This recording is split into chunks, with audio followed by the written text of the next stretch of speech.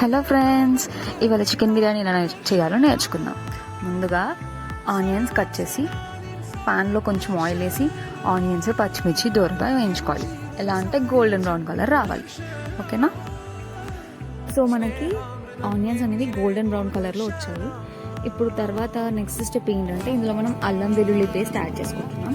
అల్లం వెల్లుల్లి పేస్ట్ అనేది పచ్చివాసన పోయేదాకా కొంచెం ఫ్రై చేసుకొని దాని తర్వాత బిర్యానీ ఆకు, పువ్వు, ఉప్పు, కారం, ధనియాల పొడి,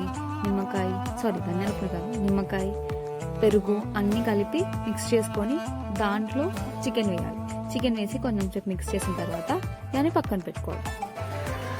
ఇప్పుడు బిర్యానీ కోసం రైస్ని కడిగి పొయ్యి మీద పెట్టాలి. ఇక్కడ మనం టూ టైప్స్లో చేసుకోవచ్చు.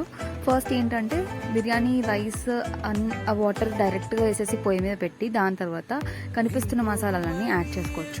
లేదంటే ఫస్ట్ ఆయిల్లో ఈ మసాలాన్ని ఫ్రై చేసి తర్వాత ఆ వాటర్ వేసి బియ్యం వేసి ఉడికించుకోవచ్చు. ఎలా చేసినా బాగుంటుంది ఫ్రెండ్స్. సో ఇందులో ఏమేమి వేసామంటే ఆకు, లవంగాలు, పువ్వు, కొంచెం ఆయిల్, పసుపు, ఇంకా మీకు కావాలంటే లైట్గా సాల్ట్ వేసుకోవచ్చు. సాల్ట్ వేస్తే ఎలా ఉన్నారంటే సీ వాటర్, మనం సముద్ర వాటర్ ఎలా టేస్ట్ వస్తుందో ఎంత ఉప్పుగా ఉంటుందో అలా అంత ఉప్పుగా ఉండేలా చూసుకోవాలి.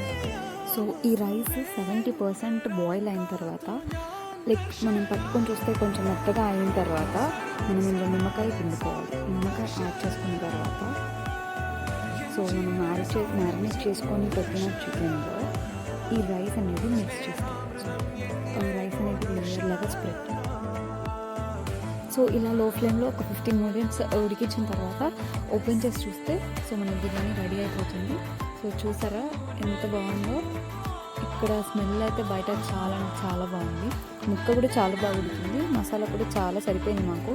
మీకు ఎక్కువ మసాలా కావాలి ఒకవేళ అనుకుంటే చికెన్ మ్యారినేట్ చేసేటప్పుడు కొంచెం ఎక్స్ట్రా పెరుగు వేసుకోండి. కొంచెం ఎక్కువ సేపు మ్యారినేట్ చేస్తే అది ఎక్కువ గ్రేవీ వస్తుంది. మీకు చాలా అంటే చాలా బాగుంటుంది.